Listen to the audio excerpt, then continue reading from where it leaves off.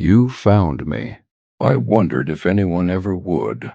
Not the historians, not the detectives who spent their careers reconstructing a family they never understood. Not the newspapers that printed my face alongside words like monster and slaughter and demon. They all believed they had found the truth of Kate Bender. They had not. My name?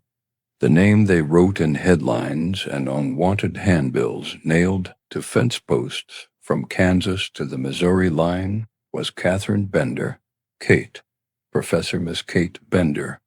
If you had come to see me speak, and many did, hundreds of them, drawn to the lantern light of a meeting hall in Parsons or Oswego or Labette City, sitting in neat, expectant rows, convinced that I could reach through the veil of death and bring them something lost. The irony of that is not lost on me. They came to me seeking the dead, and some of them I helped along toward that particular destination. But here is what the history books could never tell you. Here is what was lost between the excavation of the garden and the burning of the cabin's floorboards by 1,000 souvenir hunters who descended on our claim like crows. I was not what they made me. I was something far more considered, far more deliberate, and far more human than any of them wished to believe. So sit with me a while. The prairie is quiet at this hour, and I have been patient for 150 years. We arrived in Labette County in the autumn of 1870.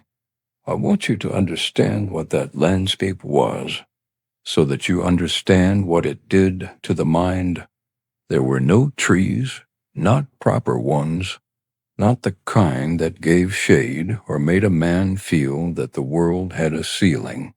The Kansas high plain was grass and sky, endlessly. In every direction, the wind never fully stopped.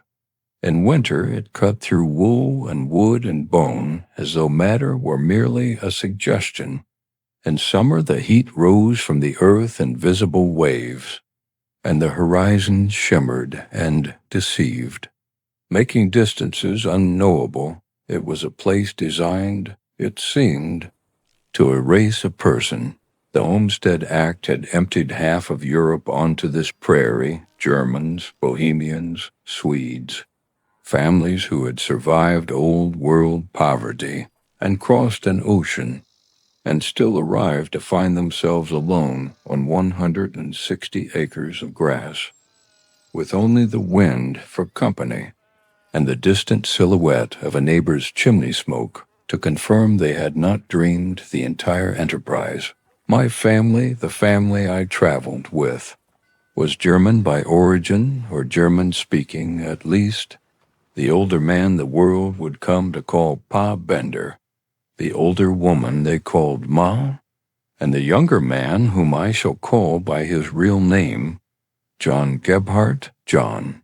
History called him my brother. He was not my brother, but I understood why we told people that a young woman and a young man, unmarried by legal record, living under the same roof that raised questions on the frontier. Questions led to scrutiny, and scrutiny was something we could not afford. What we could afford, barely, was a 160-acre claim 7 miles northeast of Cherryvale, set directly upon the Osage Mission Trail. Directly upon it. That was not an accident. The Osage Trail was the artery of that entire region. It ran north to south, connecting Fort Scott to Independence and beyond, carrying with it a steady and predictable current of humanity, farmers moving to new land speculators carrying cash, veterans of the war who had lost everything and were betting their remaining years on the western horizon, men traveling alone, far from anyone who knew their names. We built our cabin directly in the path of all of them. The cabin was modest, 16 feet by 24, one room. But the room had a particular feature that no neighboring homestead possessed, though travelers would never think to remark upon it because it appeared, to the casual eye, entirely unremarkable. A heavy canvas curtain hung across the center of that single room, dividing it in two. The front half was our public face, a rough-hewn counter stocked with sardines, crackers, tobacco, and whiskey, a table where a traveler could sit and eat a hot meal and feel, for one merciful hour, that civilization had not entirely abandoned him. And behind the curtain, the private half, the family's quarters, and beneath the dining table, fitted flush into the floorboards, a trapdoor, a cellar. I shall not pretend the trapdoor was an afterthought. You must understand something about that era of American life, or you will misunderstand everything that followed. The frontier ran on trust, not the kind of trust you might offer a colleague or a neighbor in your ordered, modern existence, something rawer than that, something born of necessity. When a man had been riding for 8 hours across an empty plain and his horse was lame and the temperature was falling, and the nearest town was another day's ride, he had no choice but to knock on a stranger's door and extend himself, utterly vulnerable, into the hospitality of whoever answered. This was the foundational contract of the prairie. You offered what you had. You did not harm the traveler beneath your roof. We understood that contract perfectly. We understood it the way a spider understands the function of its web. I was the public face of the Bender Inn, as people came to call it. I spoke English without accent, which none of the others could claim. I was young. I was pleasant in appearance. I had a kind of energy that drew people's attention and kept it, which is a skill I had cultivated deliberately from childhood. But the public role I constructed went far beyond innkeeper. I had made myself, by 1872, a known figure across southeastern Kansas. Professor Miss Kate Bender, healer, medium, clairvoyant. I advertised in the local papers and distributed handbills in towns within riding distance: Parsons, Oswego, Chitopa, Labette City. I gave public lectures on spiritualism. I claimed the ability to cure ailments by the laying of hands. I claimed I could speak with the departed, and people came. They came in the dozens, in the hundreds. They sat in rented halls and listened to me with their hands folded in their laps and their faces open as fields. And they believed. The spiritualism movement had swept through America like a fever. Half the country was convinced that the veil between the living and the dead was thin and permeable, that the right person in the right state of consciousness could press their ear to that veil and hear through it. The Civil War had left 10 years of fresh grief behind it, 600,000 dead, and every one of them leaving behind parents, wives, children desperate for one more word, one more sign. I gave them that sign. I was very good at it, and when I had established that reputation, when I had made my name synonymous across the region with mysterious knowledge and a particular, specialized access to what lay beyond, certain kinds of travelers began to seek out the Bender property specifically. Wealthy men, grieving men, men who believed that a young woman with a gift might reach through the darkness and return something they had lost. They arrived at our door already half surrendered. I will tell you how it worked. Not because I wish to disturb you, though perhaps I do, a little. I will tell you because no account I have ever encountered tells it from the inside, from the perspective of the mind that was present throughout, keeping its expression warm and its voice level and its eyes always on the man across the table.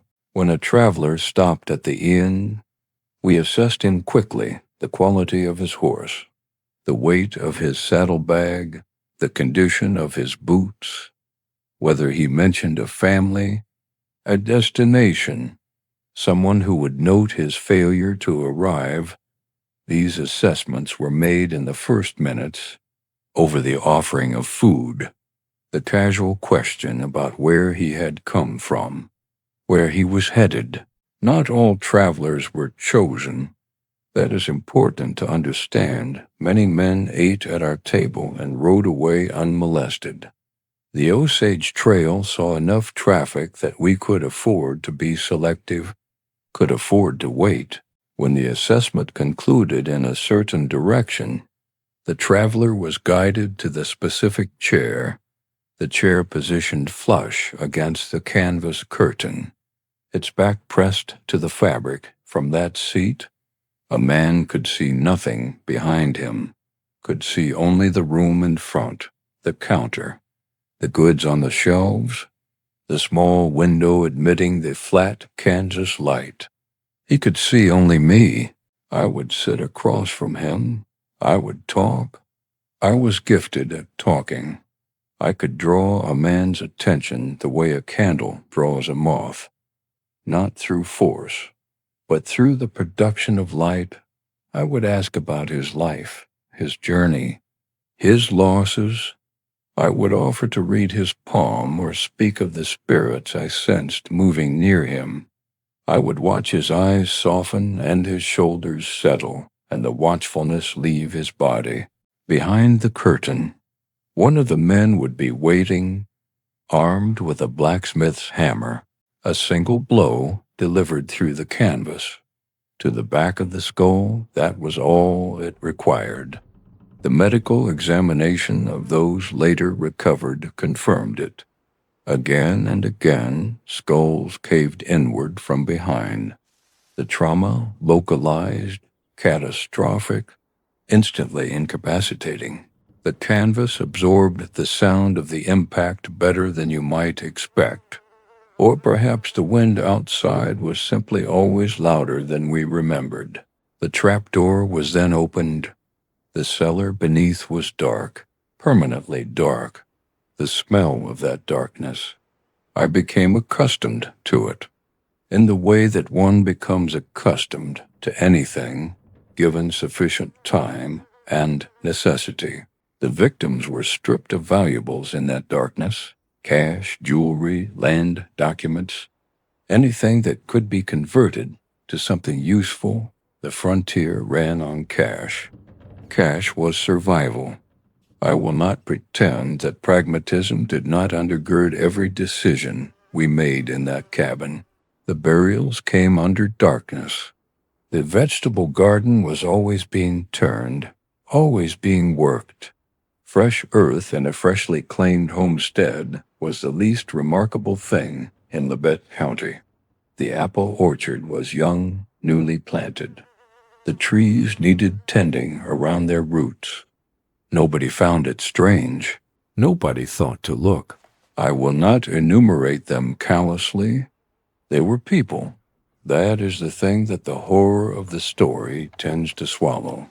The simple, irreducible fact that they were people. William Baldwin Jones, the 1st, May 1871. Shortly after our arrival, 2 men found on the open prairie in February 1872, unnamed, whose families never received a word. Ben Brown, Henry Mackenzie, Johnny Boyle, Red Smith, John Greery, Abigail Roberts, names that appear in the records of historian Susan Jonases, who spent years separating the verified dead from the sensationalist inventions of newspapers that found the true number insufficiently dramatic. George Newton Longcore, and Mary Ann Lonecore, his daughter, 18 months old. I will not explain that one. I will not construct a justification. Some silences are better left to stand as what they are. The newspapers later claimed 20, 50, 150 victims. Editors discovered that the higher the number, the more papers they sold. Historians have since reconstructed the actual figure at 11 or 12 recovered. Additional body parts were found unattached, unidentifiable.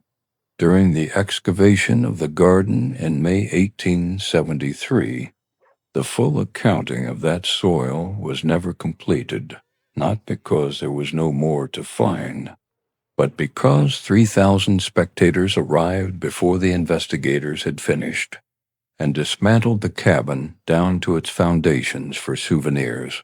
The floorboards went, the canvas curtain went, the furniture, the bricks, the blood-stained wood beneath the trapdoor, prized open by strangers' hands and carried away in coat pockets. One artifact survived, a heavy knife with a 4-inch tapered blade. It bore reddish-brown staining along the handle. Colonel York had removed it from a mantel clock during the initial search of the property. His wife eventually donated it to the Kansas Museum of History. It is still there, still stained. You want to understand how a person does this. I know you do it as the question underneath every question you have been asking yourself since this narration began. Not the how of mechanism, which I have already described, but the how of the interior, the cognitive architecture of a mind that can perform the acts I have described, and then sleep. I am not certain I can give you what you want, not because I am unwilling, but because the interior of that particular consciousness does not translate cleanly into language that would satisfy a modern sensibility. I will tell you this. I did not experience what I did as monstrous. That is perhaps the most disturbing thing I can offer you, and I offer it without comfort or apology. The frontier was a theater of constant, low-grade violence. Animals slaughtered, disease claiming children, men shooting each other over disputed claims or old war grievances. The line between survival and predation was thinner there than it had any right to be. I had grown up understanding that a woman's safety, her absolute security, resided in her own capability and in the people around her who shared her interests. That was not a frontier lesson. That was a lesson I had absorbed long before Kansas. What I did understand with perfect clarity was people, their needs, their vanities, their specific, predictable species of hope. A man who has lost his wife wants to believe she is not simply gone. A man who has failed in business wants to believe that the currents of fate might yet be persuaded. A man traveling alone across an empty landscape wants, more than anything, to feel that the woman across the table finds him interesting. I gave them all of that, every last one of them, for as long as necessary. And then the curtain moved. In early spring of 1873, a man named Dr. William York rode south along the Osage Trail. He was searching for George Lonecore, which is to say, he was searching for a man who was already, at that point, several months dead beneath our apple trees. We did not know, when Dr. York arrived at the cabin, that his disappearance would end everything. A traveler was a traveler. He was prominent in the region. He was wealthy. He carried himself with the confident ease of a man who had never had reason to be afraid of anything. But Dr. York was not an ordinary traveler in one crucial respect. He had a brother, Colonel Alexander M. York, Kansas State Senator, a man of resources and resolve who, when his brother failed to arrive home, did not grieve quietly. He organized, he hired. He rode. In early April 1873, Colonel York arrived at our property with over 50 armed men. I spoke to him myself. I was the one who did the talking. I was always the one who did the talking. I told him his brother may have encountered trouble with the Osage further south along the trail. I gave him the calm eyes and the measured voice that had disarmed 100 men before him. He was not disarmed. I saw it in his face, the quality of his suspicion. It was not the casual unease of a man who senses something slightly wrong. It was the focused, deliberate suspicion of a man already building a case in his mind. Stone by stone, we had perhaps days before he returned. We left in the last days of April or the first days of May. I cannot be more precise than that. Time moved strangely at the end. We took what was essential. We left the livestock. We had no choice. Speed was the only currency that mattered in those final hours.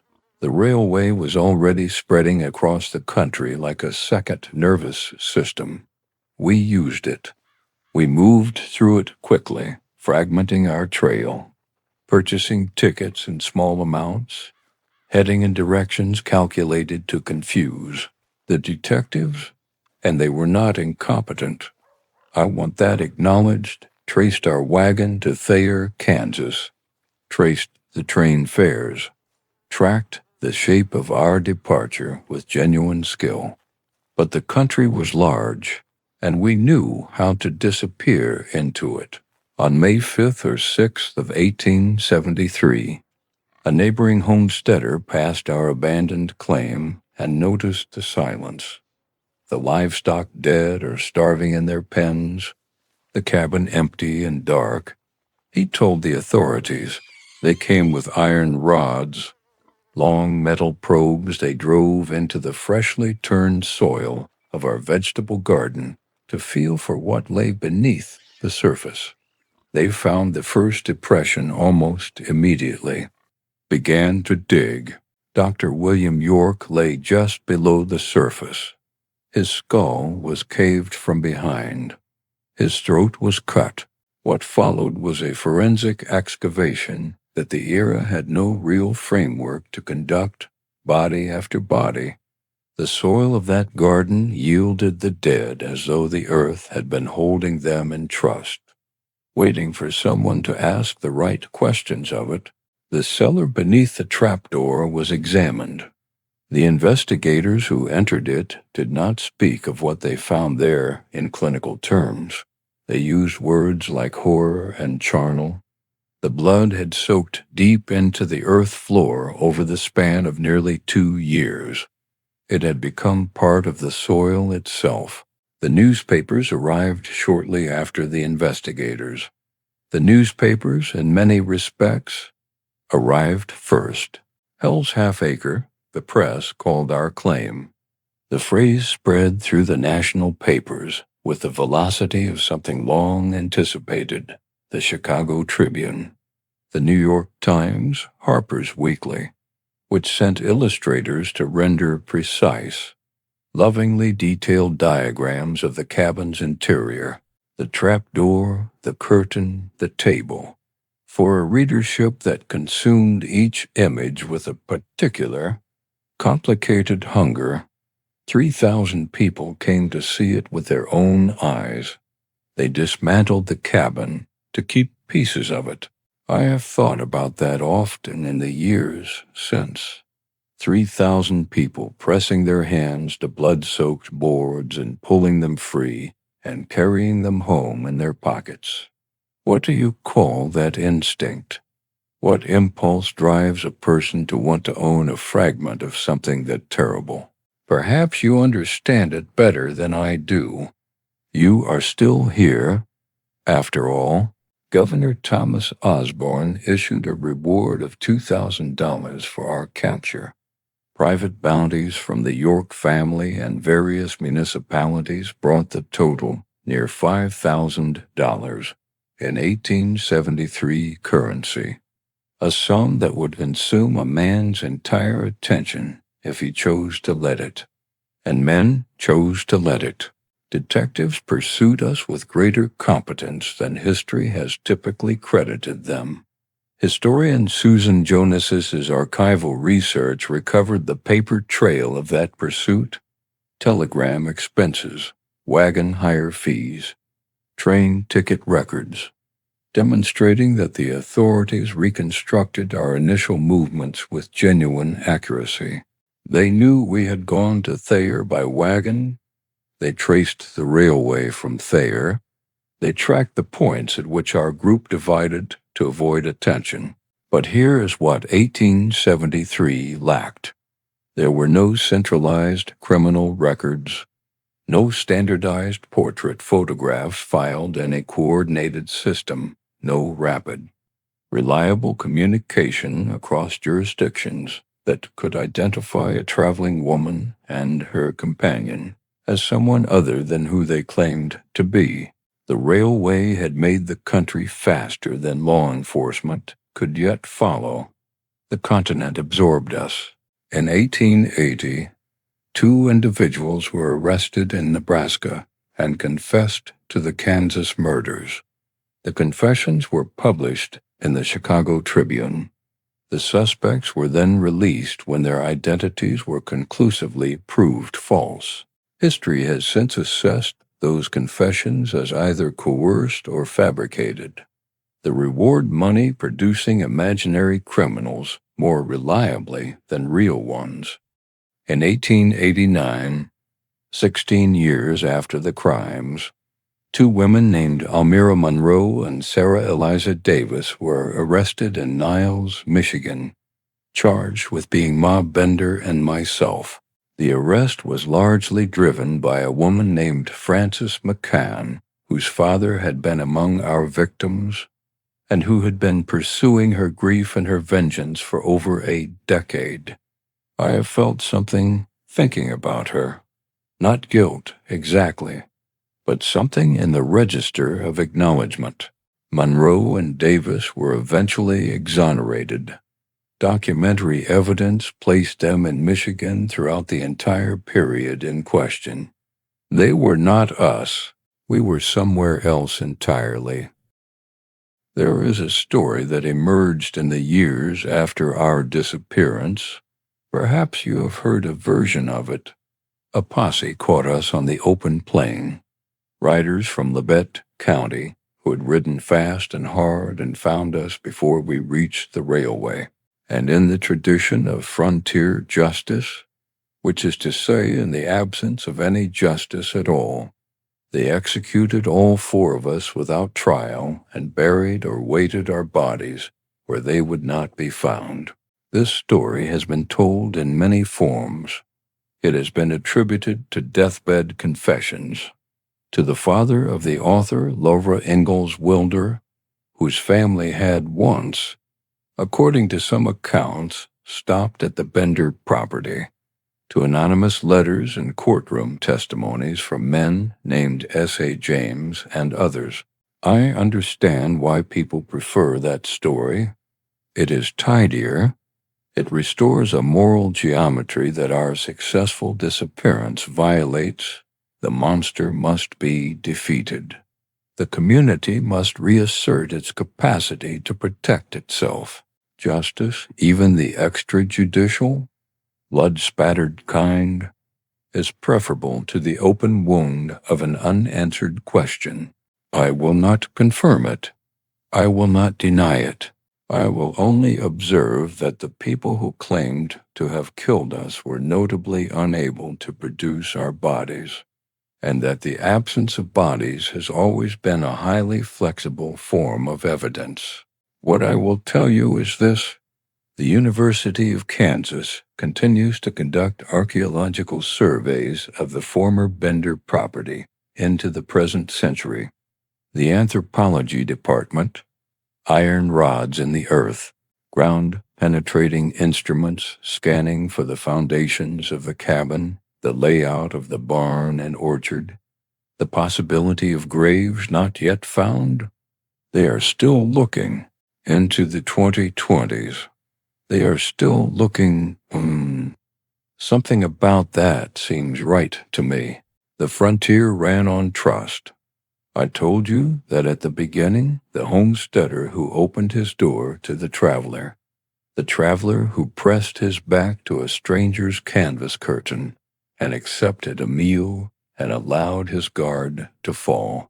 That contract, implicit, unwritten, essential, was what we destroyed, not just in the moment of each killing, but in the permanent alteration of what a traveler felt when he approached a lamp-lit window on an empty prairie at nightfall. In the question that entered the mind where certainty had lived before, the slight hesitation before accepting the offered chair, we turned the meaning of hospitality inside out. The case also exposed, with brutal clarity, what 19th century law enforcement could not do. It could not cross jurisdictions fluidly. It could not identify a moving person without a standardized portrait system. It could not communicate rapidly enough to close the distances that the railway had opened. The Bender manhunt became, in its failure, a blueprint for what would eventually have to change. The systems that emerged at the turn of the 20th century, centralized records, standardized fingerprinting, federal coordination, were built, in part, on the lesson of what happens when none of those systems exist and four people decide to exploit the gap. And then there is the category of what I was. What we were, the term had not yet been coined, serial killer.